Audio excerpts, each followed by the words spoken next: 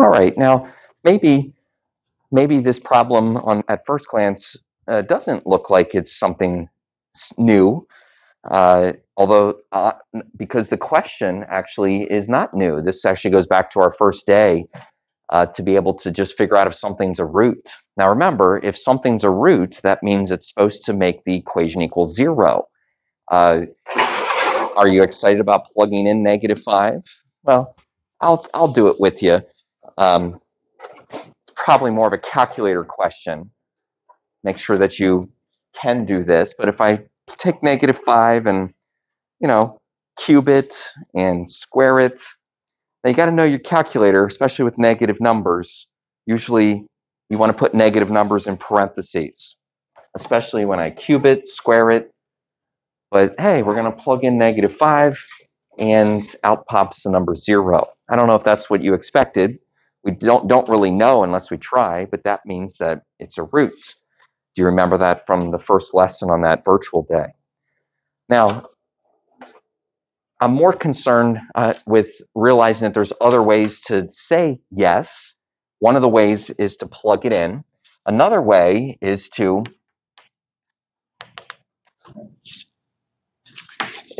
graph it. I'm going to save a few seconds, but if you do graph this polynomial, like on Desmos, you'll also see that it crosses at -5. So again, we have another yes. What about factoring? Now, maybe factoring is not like your most favorite thing to do, or maybe you're looking at that polynomial and saying, you can't factor it. Well, you could try to factor it. You'd have to use a grouping method. Grouping means that you would put parentheses around the first two and the last two.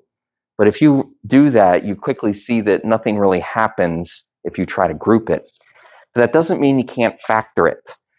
It just means that you have to think about a different type of factoring where literally you say that x plus 5 is a factor. Now, go with this with me for a second. If we know -5 is a root, then we know that x plus 5 is a factor. How do I factor that into that polynomial? Well, I'm going to change the word from factor to divide. Actually, I could divide it into that polynomial. Okay, and what I'm sort of suggesting here is that we use long division. Now, long division probably isn't something that we kind of do in our spare time or if we're bored, but mathematically it works. And so let's explore it a little bit and figure out how this can help us to factor. Make sure you're kind of processing with me what I'm suggesting. If something like x plus 5 is a factor, mathematically, that means it can divide evenly. We just need to divide it. And yes, we have to use this long division method. Okay, where are you at with this? Do you have some recollection? Do you need some recall? I always teach kids that you just look at the first terms. You look at x, you look at x cubed, you ask yourself a simple question. What do you multiply to this to get this? What do you multiply to x to get x cubed? And I hope you would say x squared. Now that goes up top so that I can then multiply or distribute and begin this process. So I'm going to multiply or distribute, and I'm going to record those terms under my initial polynomial. Again, depending on what you remember about long division, the next thing to do is subtract. And from my experience trying to help kids learn this, that's usually the step that gives us trouble. And it's not because we don't know how to subtract, but it's honestly because we maybe don't realize that we're subtracting a quantity, which actually means that you should distribute the subtraction sign. That's what I like to do. I like to, right away, distribute the subtraction sign by basically placing it onto both. Okay, so we're going to subtract. Now, the x cubes cancel. That was supposed to happen. The x squareds, they actually become a -4x squared. And then usually what you do is you bring down the next term. You actually could bring down all the next terms if you want. It's not really going to matter. as you'll see, we have to do it eventually anyway. The fun starts over. You look at this term, you look at this term, you ask yourself, what do you multiply x to get negative 4x squared? What do you multiply to x? Negative 4x. Negative 4x. Now that negative 4x is going to distribute, and that gives you a negative 4x squared and a negative 20x. Of course, you write those terms underneath the like terms. Now remember, this is a step that, at least in my experience, that gives kids trouble. You subtract, but in my book, that means you change the sign. Ready? Change the sign. Actually, change both signs. Technically, I'm subtracting, but now all I got to do is add these together, which cancels out and gives us 3x. Bring down the 15. You could have brought down the 15 from way up top, or you could bring it down as you go. One more time. What do you multiply to x to get 3x? And you know you're right if you get a remainder of 0. Now, the reason you know you're right if you get a remainder of 0 is because, remember, what this was in essence trying to say? If x plus 5 is a factor, it's supposed to evenly go into this. I know it's kind of weird because it's x's and stuff, but it evenly went in, and it leaves me with, well, it leaves me with something called a depressed polynomial. Now, a depressed polynomial is a polynomial that's getting smaller.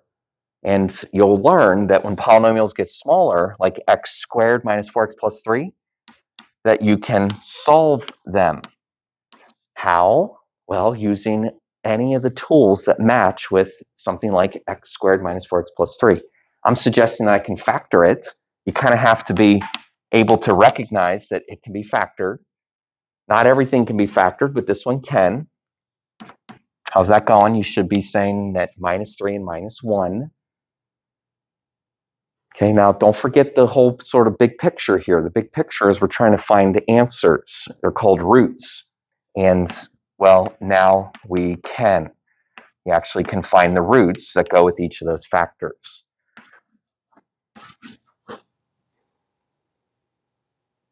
And just for completeness, the root that we started with should also end up in the list. So we have a list of 3 roots. But you knew that, right? You knew we were going to have 3 roots, of course, based on that fundamental theorem. Now, long division was kind of the new idea, but to tie this all together, we often go back to a graph. So let me be that person that encourages you to take what you discovered, negative 5, we kind of knew that, but 1 and 3, and of course, place those as x-intercepts. Now, when we do that, what we're trying to do is draw the graph of the original equation. The original equation, this big old x cubed plus x squared minus 17x plus 15. Remember, it's got a positive coefficient, so it goes up to the right. It's got an odd degree, so it goes down to the left. And you do a couple of these and you realize that there's really only one way to connect the dots. And you connect them with a nice little polynomial graph. And now, hopefully, everybody's happy, happy, happy. Happy, happy, happy. Long division.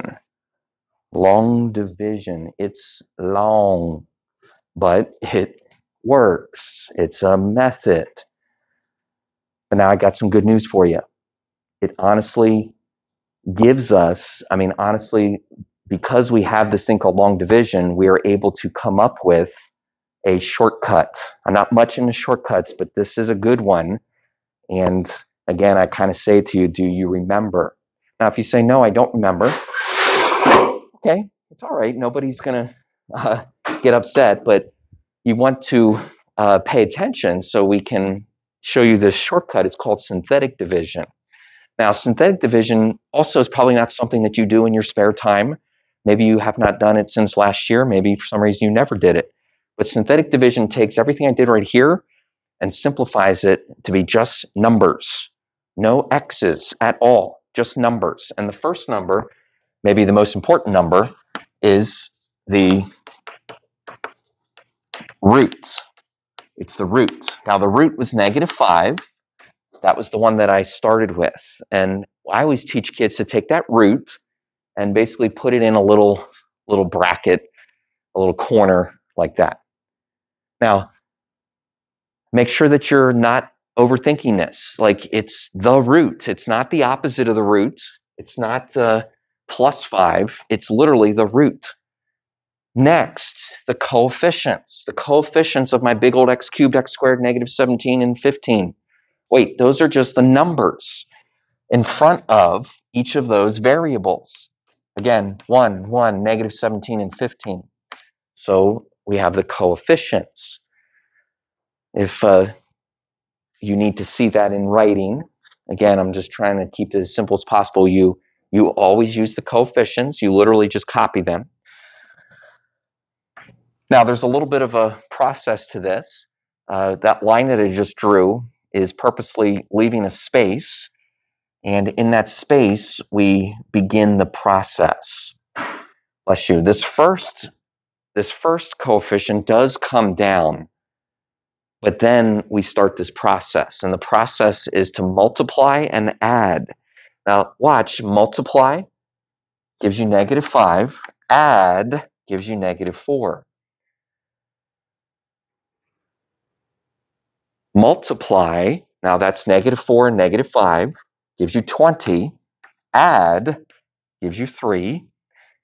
And one more time, multiply gives you -15.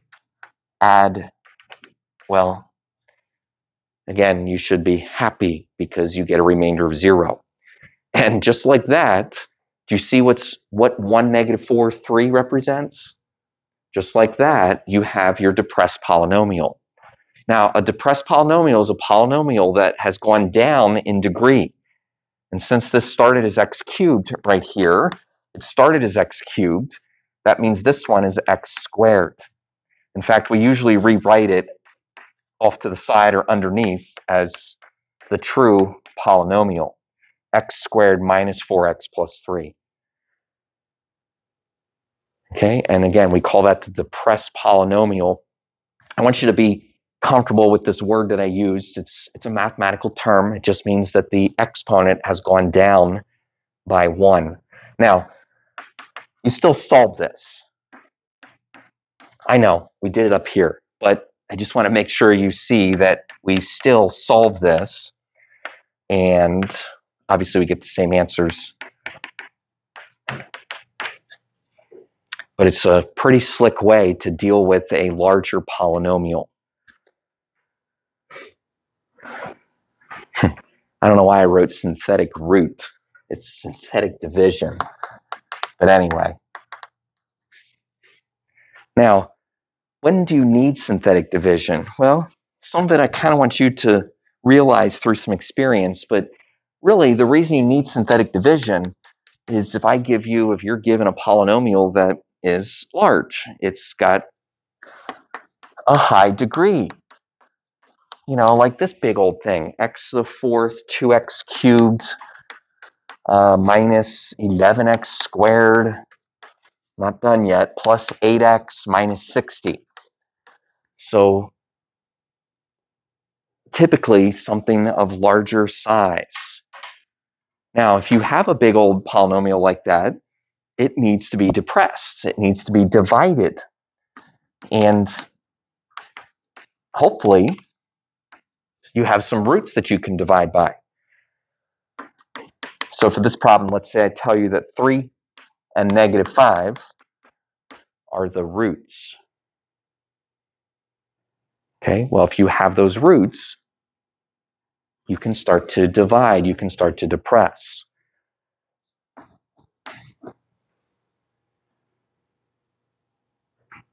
Even if you're not sure how to finish this, maybe you're not sure that there's 2 roots, I encourage you to still start it, because at least for starters, you can begin this process and see if you can get a remainder of 0.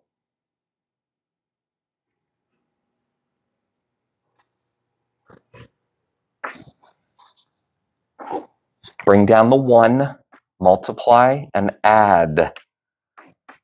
If you want to double check the first number too.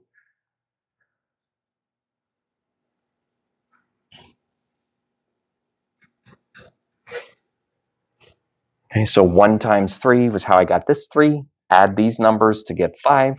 5 times 3 is how I got this 15. Okay, now, you know you're right if you get a remainder of 0. I'll say if you don't get a remainder of 0, either the number 3 is not really a root, or more likely there's a mistake somewhere with your multiplying and adding. Here's a good question that I want you to have an answer for or understand the answer. This depressed polynomial, it's still too big. And the reason it's still too big is because I started with a 4, and now this would only be a 3. You say, well, what's wrong with that? Well, we usually don't know how to solve something with a 3. I'm talking about the exponent. So we divide again. Now, there's something I'm suggesting here, and that is that I pick up where I left off. I'm going to divide by -5. I don't need to recopy anything. I can just pick up where I left off with these coefficients. The reason I'm dividing again is because this thing needs to be depressed, to be smaller. It's too big. How's that going? Are you guys getting a remainder of 0?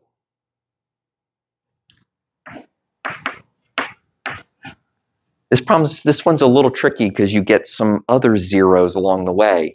It's all right. 0 times -5 is 0. Add these together to get 4. Multiply to get -20, and now I officially get my remainder of 0. Okay, do you realize where we are? We are at x to the 4th, down to x cubed, down to x squared.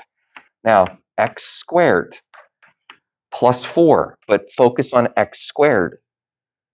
Okay, at least in a math class. It's nice. It's a quadratic. Quadratics are nice because you can solve them. How do you solve quadratics? Well, quadratic formula, right? Factoring, or maybe just, as I like to say, just some good old math. If you get to x squared plus 4 equals 0, well, don't overdo it. Just do some good old math. It's called inverse operations. Subtract 4, take the square root. You got yourself your roots. Now, you do got to be careful. The square root of -4, the square root of -4 is, first of all, plus or minus, and second of all, it's imaginary. Okay, so we end up with the negative sign becoming the letter I, and love to see you get this right. Look, you still got to take the square root of 4. Sometimes people somehow just like leave it as 4, but you still got to do the square root, which is how it changes to 2, plus or minus 2i. Okay, and we have our 4 answers. Yes, 2 of them were given, but yes, 2 of them were found, and they happen to be imaginary. Okay, but that's how you can deal with big old polynomial. What do you guys think? A question, anything that we can entertain here? Just pausing and making sure I'm not missing something. I feel like there might be something else. Okay. Try one. Kind of like, without me saying too much here, why don't you guys see what is in store for this? I'm not suggesting necessarily that there's something different. You should be able to approach it in the same way. Here's a polynomial. X cubed minus 10x squared plus 28x minus 16. x cubed minus 10x squared plus 28x minus 16. And I'll give you a root of x equals 4. I'll give you a root of x equals 4.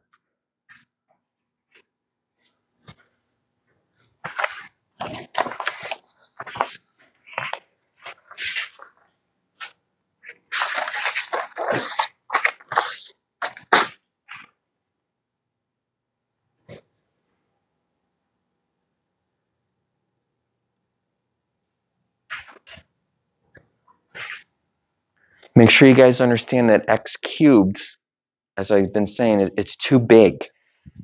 Yes, sometimes you can group, but it's not going to get you anywhere. The numbers don't work out. And if you're not sure why, you could try to group it and see that it's not going to work. So you should be using this division method. You should be dividing by 4. It's the only option.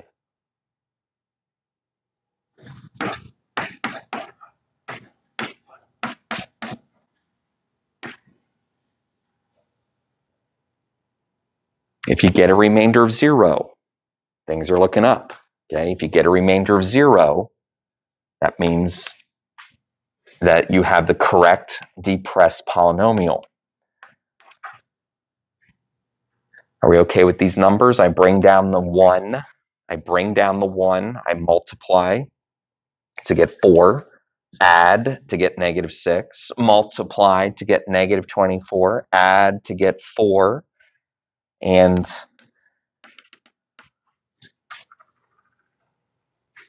the ever-famous remainder of 0. Okay, 1, negative 6, 4. 1, negative 6, 4. That's important today. That's a depressed polynomial. It started as x cubed. I only divided once, so that means it's an x squared. It's a 1x squared.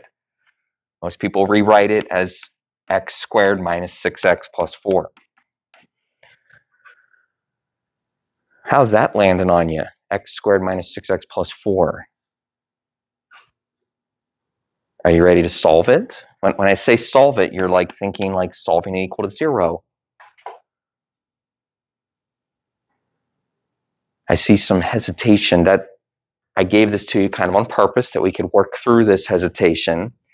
If you're saying that it can't be factored, you're correct. It can't be factored. Sometimes people are like, how do you know? Sometimes experience, sometimes realizing that the only way it can factor is if you can multiply to be 4 and add to be negative 6. You can rack your brain all day long. There's no numbers that multiply to be 4 and add to be negative 6. It's all right. You didn't make a mistake. But what are you going to do? What are you going to do? Bum, bum, bum, bum, bum, bum, bum, bum, bum, bum, bum, bum, bum. X is equal to, you don't have to sing it. X is equal to negative b plus or minus the square root of b squared minus 4ac all over 2a. You have to use the quadratic formula, kids. Okay, I did this on purpose that you guys would realize that sometimes the quadratic formula is the only option. Hey, will you plug it in the quadratic formula? You need to if you want to find the rest of the answers.